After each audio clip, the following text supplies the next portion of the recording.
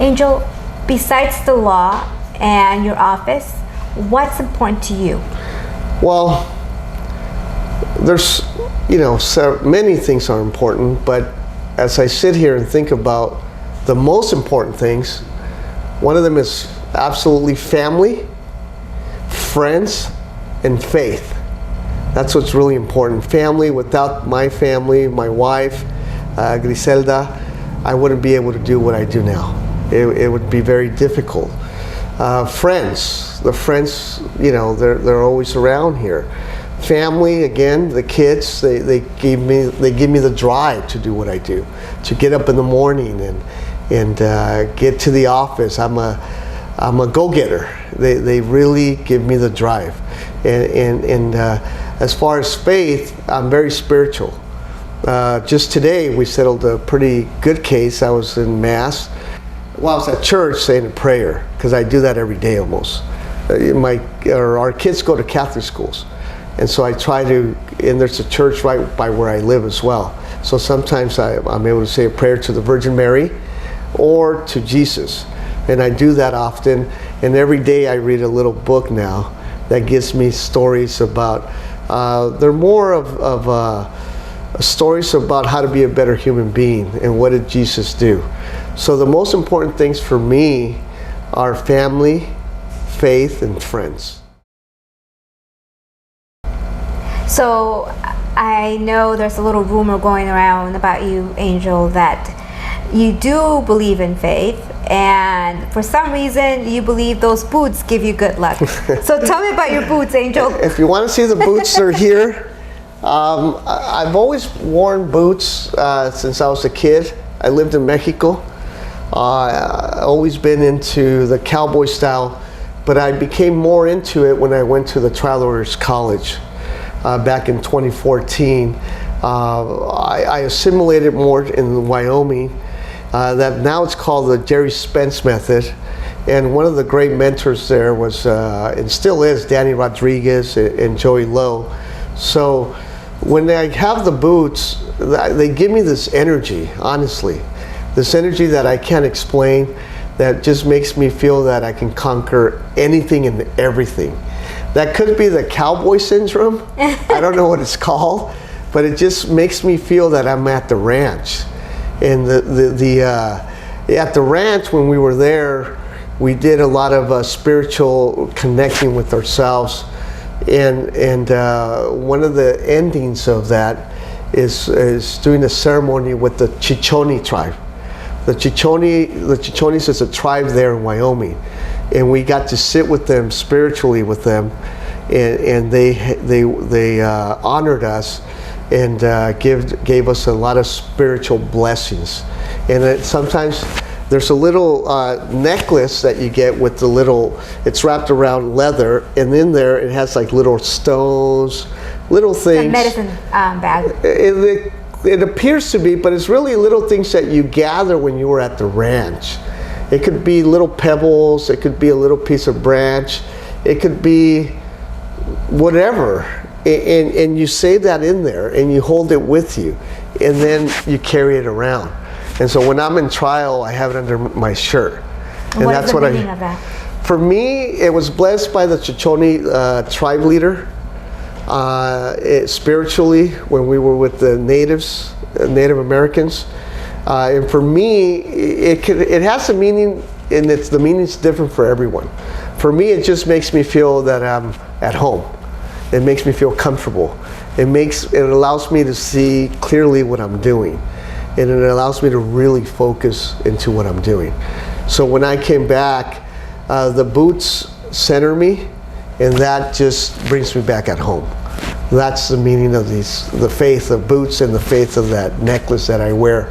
And everyone that's gone to this college through Jerry Spence, everyone who's gone to this gets that. And the meaning is different for everyone.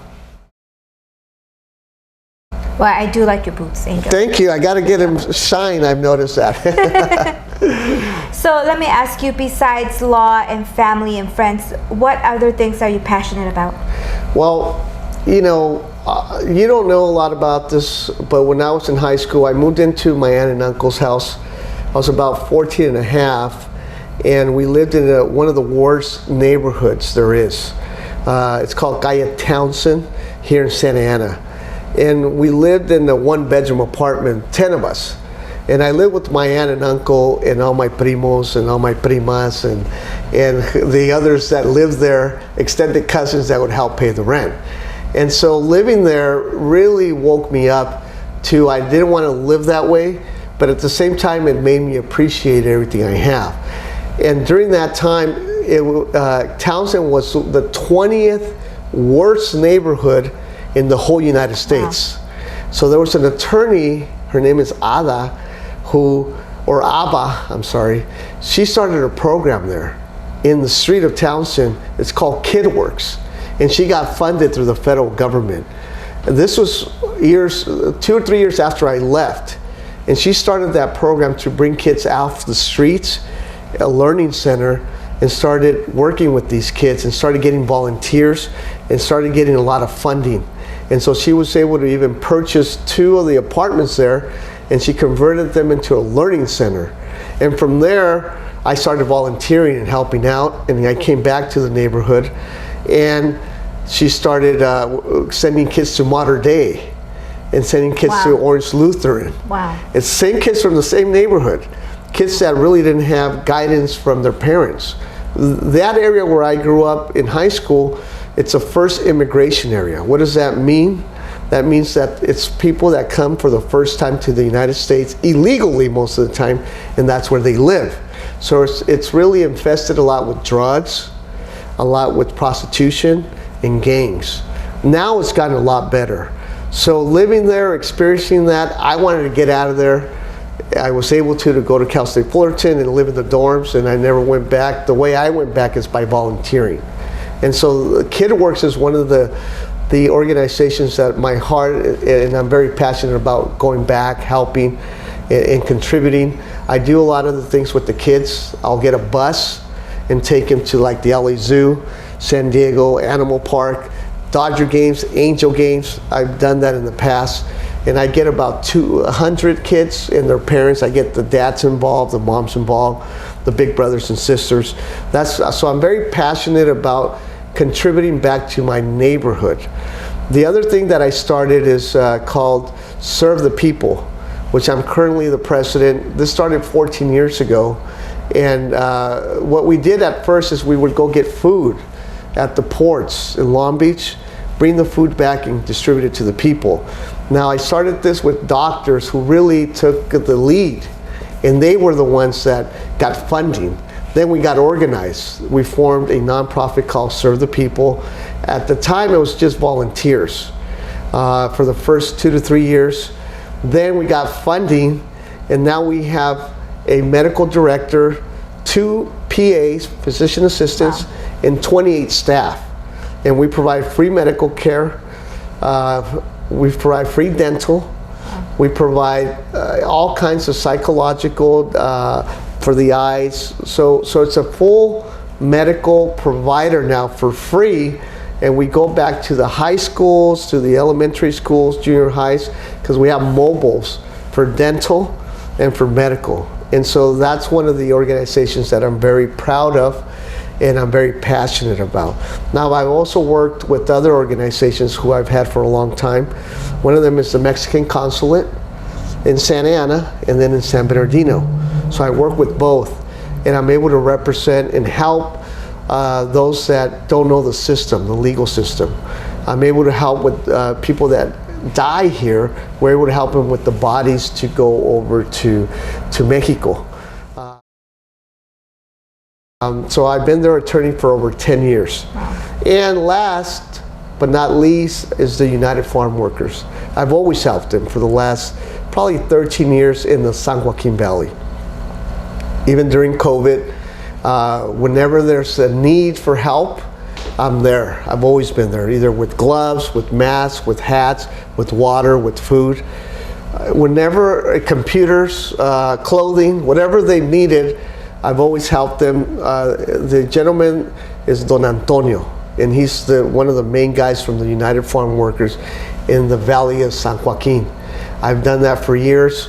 In fact, last month, as you probably know already, the bill passed to give the United Farm Workers more rights. And we're talking about basic needs. Wow. We're talking about water, wow. breaks, food, wow. working hours, working conditions. Wow.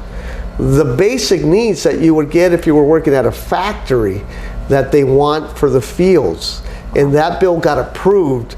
I was there when it first started, the walk. It was like a 23-day walk from Delano all the way to Sacramento. Wow. These farmers, they all walked over there. And they were provided food and water. We helped them with whatever we could, but they finally made it. And Governor Newsom came out and signed the bill wow. the next day, or last month, I'm sorry. That was a great feeling, huh? So it's an amazing feeling that you can impact so many people. And it's an amazing feeling that the farmers have been doing, I think they're the 5th in the world that they provide agriculture, or the agriculture industry for the whole world, and yet in this country, in this state, they still don't have the same rights that somebody from a minimum wage, like a factory worker, would have. Crazy. All we ask for are the basic needs. Wow. And so that bill is huge for the farm workers. So I'm very passionate about that. Well, you are sure are making a big impact on many different areas. Now, let me ask you, speaking about impact, what awards have you won? Well, there's been many. You get recognized in all these organizations, but the ones that I remember the most are the latest ones. Right. Are this year. I was fortunate enough to be nominated, and I won what they call the Top Gun Attorney of the Year in Orange County. Through the Orange County Trial Lawyers Association, OCTLA, I was awarded that award. Very proud of it, on a case that had been in my office for more time than I've been practicing as a lawyer. Wow. Yeah, it's been here for 12 years. Wow. It went all the way to the Court of Appeals, to the California Supreme Court. We won from the workers' comp in the trial. A gentleman, my client Hindawi, who was intoxicated with meth at the time, we were able to overcome that, win the trial. It went into the Board of Appeals, a workers' comp called Recon, and there was 3 judges there. They agreed with the trial judge. Then it went up to the appellate court. The appellate court agreed with the trial judge. Wow. Then it went up to the California Supreme Court, and that the judge agreed with the trial court. And then after that, we were able to get all the right doctors, get the right value on the case, and we were able to get it resolved. So I got nominated and won the Top Gun Award in Orange County through OCTLA. And I've been nominated in San Francisco for CAOC for the Street Fighter Award. And that's based on endurance, passion, and that case symbolizes that. But I'm a finalist. I'm not sure if I'm going to win. We're going to find out. But there were other incredible lawyers there that honestly, just to be mentioned around them, it's already a win in my case. Also, one thing I forgot to mention, I'm one of the founders of the Orange County Trial Lawyers Charity, which we work with nonprofits to provide help to those that need it, specifically children. It's one of the organizations that I'm very proud of. It's in Los Angeles. My wife, Griselda Rodriguez, is the chair in the LA Trial Lawyers Charity.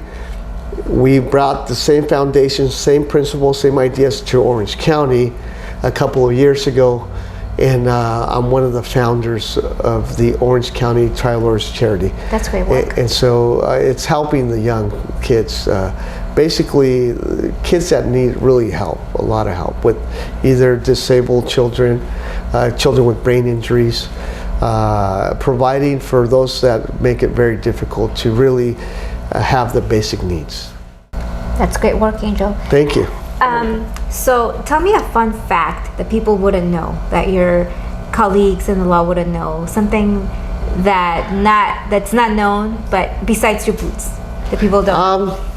There's a lot of things. One of the things is I laugh a lot. They say I laugh a lot, and I say very dry jokes sometimes.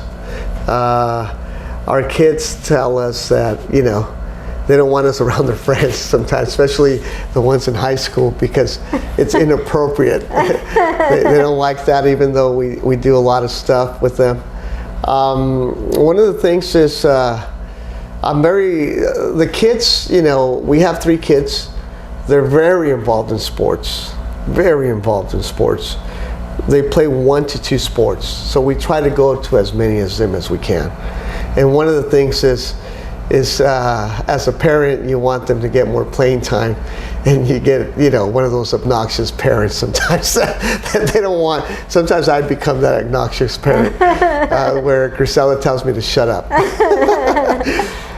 The other thing that we do a lot of that people may or may not know is we try to travel a lot with the kids. We try to go to a different country or a different area at least 10 days out of the year.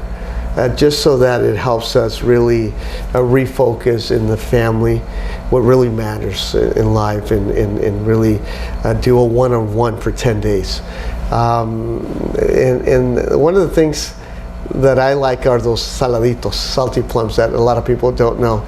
I don't even know if you know what they are. I don't know what you know. They're the chili kind and the salty kind. But that's one of my favorite meals. Wow. or just snacks that I have. They're really bad for me. And as far as meals, my favorite meal is sushi. Sushi, raw food. Yeah, I love it. And Griselda's and the kids now, they eat a lot of sushi. Wow. And you know, one of them is now Angelo's 11, Chloe's 13, and Bella's 16, going on 21. That's how it is with girls, huh? They mature faster than the boys. They oh man. Well, I'm glad. You know, it seems like your kids bring you a lot of joy. I can see it in your face. Thank you for that. Well, thank you for sharing your time. Thank you for interviewing me, and it's an honor. And let me know if there's anything else I can do for you.